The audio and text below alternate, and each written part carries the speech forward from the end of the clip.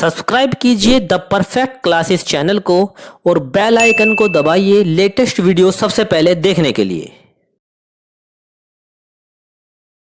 Hello student, the perfect classes में आप सभी का स्वागत है। Director of education GNCT of Delhi की वर्कशीट नंबर 1 डिस्कस कर रहे हैं बच्चों। चैप्टर है रिसोर्स। 11 सितंबर 2020 की वर्कशीट है। Name of the class teacher लिख लेना, नेम ऑफ द स्टूडेंट लिख लेना। क्लास 8th के बच्चों की सोशल साइंस की वर्कशीट है। ओके स्टूडेंट, तो वर्कशीट 1 का टॉपिक है इंट्रोडक्शन ऑफ रिसोर्सेज, संसाधनों का परिचय। एक्टिविटी दे रखी है आपको, look around you and list all the substance of your surrounding in the following table. इस नीचे दी हुई टेबल में आपको अपने आसपास के पदार्थ जो सब्सटेंस होते हैं, सभी पदार्थों की लिस्ट बनानी है अपने चारों ओर देखकर। तो देखिए हम बना लेते हैं। Substance used for making house. अब देखिए पदार्थ जो घर बनाने में काम आते हैं। हमारे घर में ब्रिक, ईंट लगी होती है बच्चों, वो किससे बनती है? सॉइल से। ऐसे ही हमारे घर में फर्नीचर भी लगता है जब हम घर बनाते हैं। ठीक है, फर्नीचर जो लगता है, फर्नीचर किससे बनता है बच्चों? फर्नीचर बनता है किससे? वुड से बनता है। ओके, तो आप यहाँ लिख सकते हैं वुड, लकड़ी से बनता है। आप सीधे सीधे लिख लेना, मैं ऐसे लिख देती हूँ। ऐसे ही ऊपर एग्जांपल दिया हुआ, बेड जो बनता है वुड से। कहाँ पर? लिविंग बेडरूम, जो हमारा लिविंग या बेडरूम सब्सटेंस है उसमें रखा जाता है। जो हमारा लिविंग रूम होता है या बेडरूम, उसमें रखा जाने वाला सामान है ये क्या है? बेड। ठीक है, ऐसे ही बच्चों हम लिविंग रूम में सोफ़ा भी रख सकते हैं। ठीक है, वो हमारे रखा होता है लिविंग रूम में। वो किससे बनता है बच्चों? वो वुड से बनता है, लकड़ी से बनता है।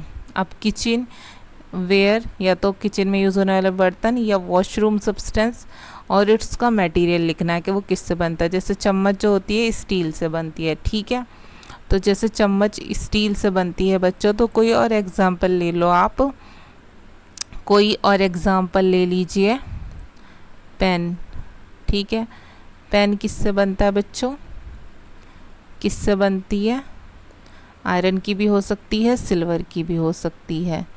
ठीक है, सिल्वर लिख लो आप। ग्रो नेचुरली, क्या नेचुरली ग्रो होता है? फूड जो हम खाते हैं, कौन सा ग्रो नेचुरली होता है? राइस। ठीक है, तो हम और क्या खाते हैं राइस के अलावा बच्चों? वेजिटेबल्स, वो कैसे ग्रो होती हैं? या हम लिख सकते हैं फ्रूट्स, वो कैसे होती हैं? तो वो भी आप यहाँ पर लिख लेना, ग्रो नेचुरली। ठीक है, और फिर लिख देना फ्रूट्स। ओके स्टूडेंट्स, फिर देखिए कॉटन से क्या बनती है? शर्ट। ठीक है, और क्या बन सकती है कॉटन से? कॉटन से और क्या बन सकती है? हम यहाँ लिख देंगे पैंट। पैंट भी कॉटन से बनती है। ठीक है, पैंट लिख देंगे, पैंट लिख देंगे।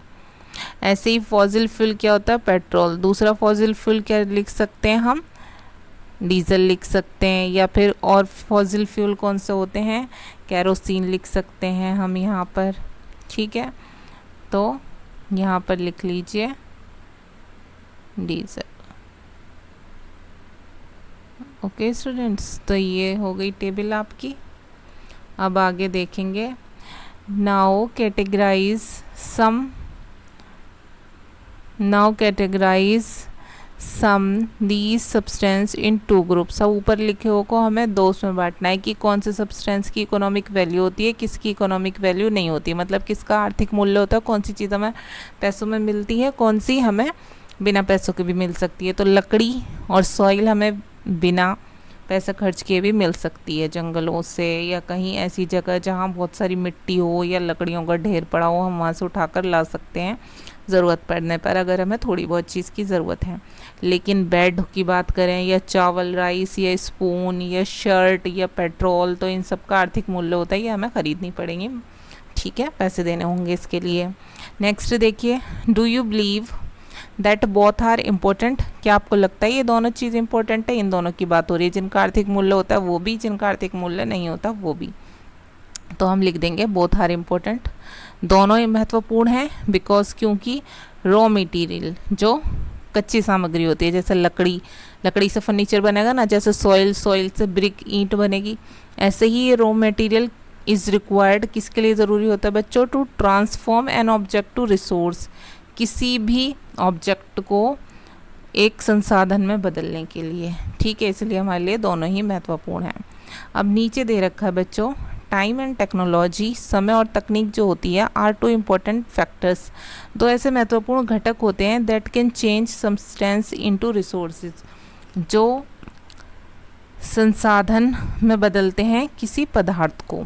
फॉर एग्जांपल जैसे medical plant growing in the dense forest, जो दवाई वाले औषधि पौधे होते हैं जो घने जंगलों में उगते हैं, is of no use for us, उनका हमारे लिए कोई प्रयोग नहीं है। But now with the passage of time, लेकिन समय के साथ साथ, एंड यूज़ ऑफ टेक्नोलॉजी, और तकनीक का प्रयोग करते हुए, व्हेन ए मेडिकल फर्म, जब एक दवाई कंपनी तैयार करती है some medicine and got it patented, और उसे पेटेंट करा लेती है, मतलब अपने नाम पर रजिस्टर्ड करा लेती है, and is available for our use, और जब वो हमारे इस्तेमाल के लिए मार्केट में उपलब्ध हो जाती है, इट बिकम्स ए रिसोर्स, तो ये एक संसाधन बन जाती है क्योंकि वो हमारे लिए उपयोग होती है। अब जंगलों में जाकर हम जड़ी बूटी तो देखते नहीं हैं कि हमें कौन सी जड़ी बूटी किसके लिए फ़ायदा करेगी, हम वो खाएंगे, तो जो दवाइयाँ होती हैं वो हमें पता होती हैं, वो दवाइयाँ जो दवाई कंपनी बनाकर अपने नाम से पेटेंट कराकर और फिर उसे बेचती है, तो उसका फ़ायदा उठाती है, वो उससे पैसे कमाती है, और हम भी उससे अपने इलाज के लिए यूज़ करते हैं, हम भी उसके लिए पैसे देते हैं, तो उसका एक आर्थिक मूल्य बन जाता है। ओके स्टूडेंट्स, टेक्नोलॉजी की बात करेंगे, तकनीक क्या होती है, it is application of the latest knowledge and skill in doing और मेकिंग थिंग, ये ज्ञान है, ठीक है, लेटेस्ट ज्ञान जो सीखा जाता है या तो ट्रेनिंग ली जाती है इसकी, किसके लिए, या अपनी बुद्धि का प्रयोग किया जाता है इसमें नई नई चीज़ें बनाने के लिए। पेटेंट क्या होता है बच्चों, it means exclusive right over any idea और इनोवेशन, किसी विचार पर या किसी आविष्कार पर अपना एकमात्र अधिकार बना लेना, मतलब जैसे कोई जड़ी बूटी तोड़कर किसी दवाई कंपनी ने उससे दवाई बना ली, मेडिसिन तैयार कर ली, अब वो उस मेडिसिन को वो सरकार के पास रजिस्टर्ड करा लेती है कि इस नाम से ये मेडिसिन बनाई हुई है, इससे सिर्फ हम ही सेल कर सकते हैं, इससे जो इनकम होगी उसका हम ही फ़ायदा उठा सकते हैं, तो उसे कहते हैं बच्चों पेटेंट करा लेना। ओके,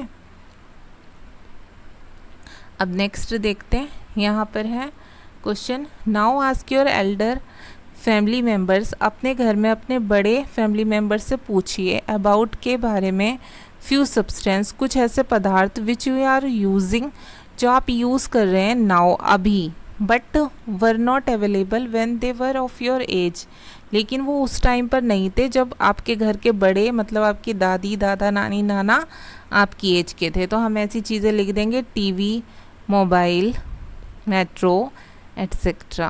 ओके स्टूडेंट्स, अब यहाँ try to think what made it possible, ये सोचने की कोशिश कीजिए कि ये कैसे संभव हुई, मतलब ये चीज़ें कैसे आई सबके घरों तक, ये कैसे आई बच्चों, टाइम लगा उन्हें बनाने में, एंड टेक्नोलॉजी तकनीक लगी, ठीक है, इसका आंसर ये लिख देंगे।